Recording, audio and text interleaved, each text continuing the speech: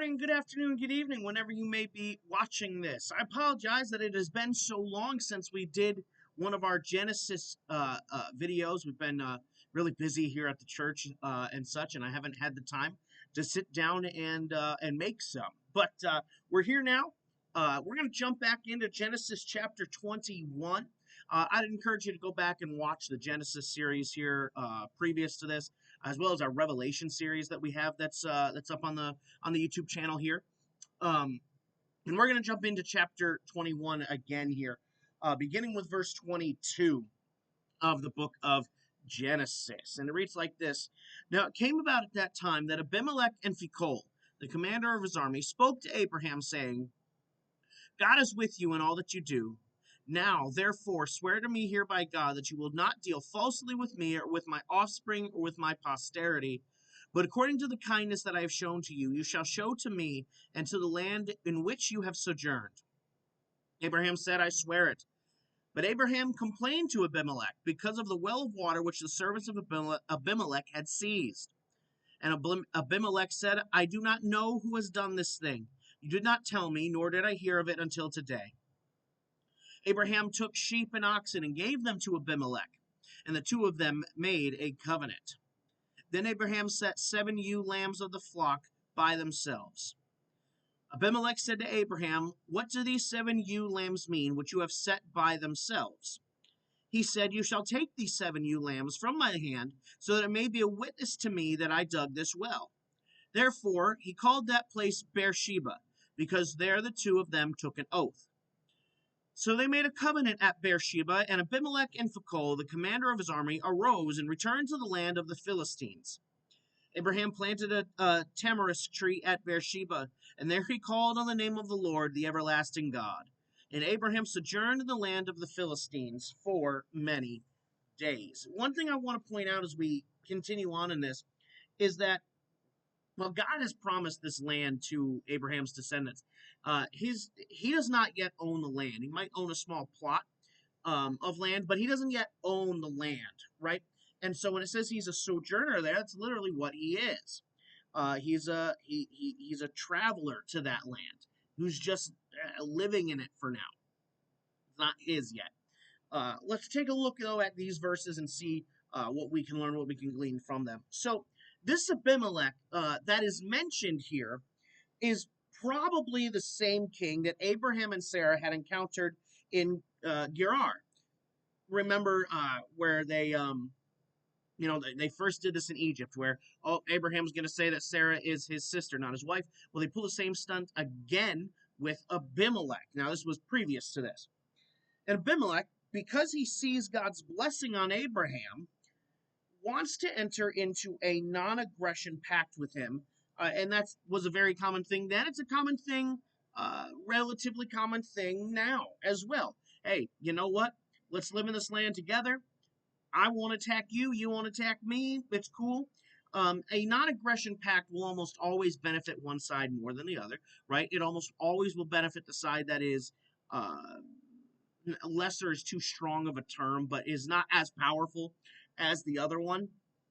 And Abimelech recognizes that though Abraham is the sojourner, this powerful God that, remember, I want let me take this aside here, because many people go, well, would believe that the Philistines, the Chaldeans, the Amalekites, etc., etc., etc., would have hated Abraham and later on then the Jews because, well, they worship a different God than them. Not true. Most of the time with paganism, what you actually see with polytheistic paganism is that they say, well, cool, you worship that God, we worship these gods, whose God is more powerful? They don't say your God doesn't exist.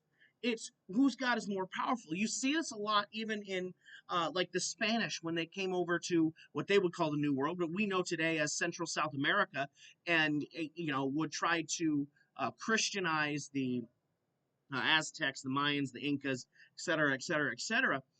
And then the natives, the Native Americans living in South North America, right? What we today would call New Mexico, Arizona, Texas, that area, right? Even the English in the more northeast regions of America, of North America, right? it wasn't that they necessarily, these people all converted to Christianity.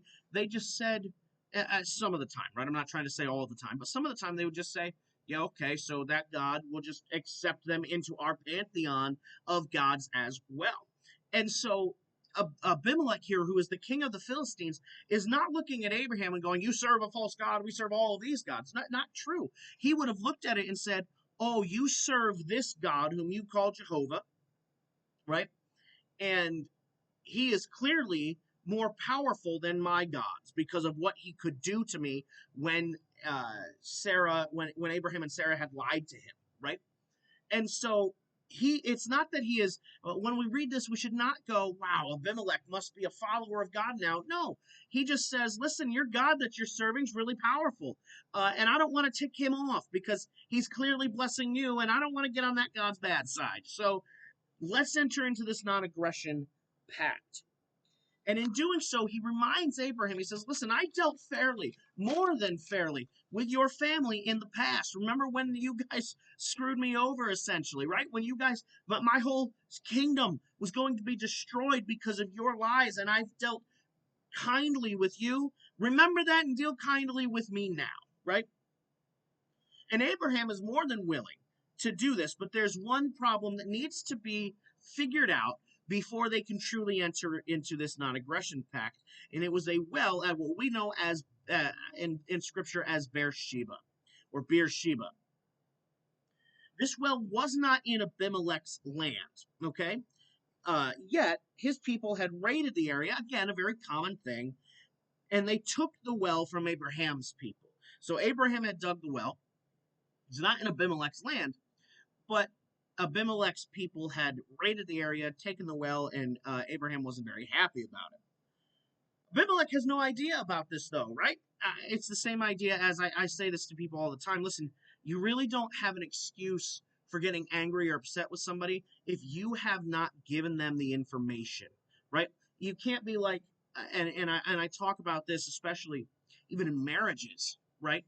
Hey, you can't get upset with your spouse if you won't give them the information, right?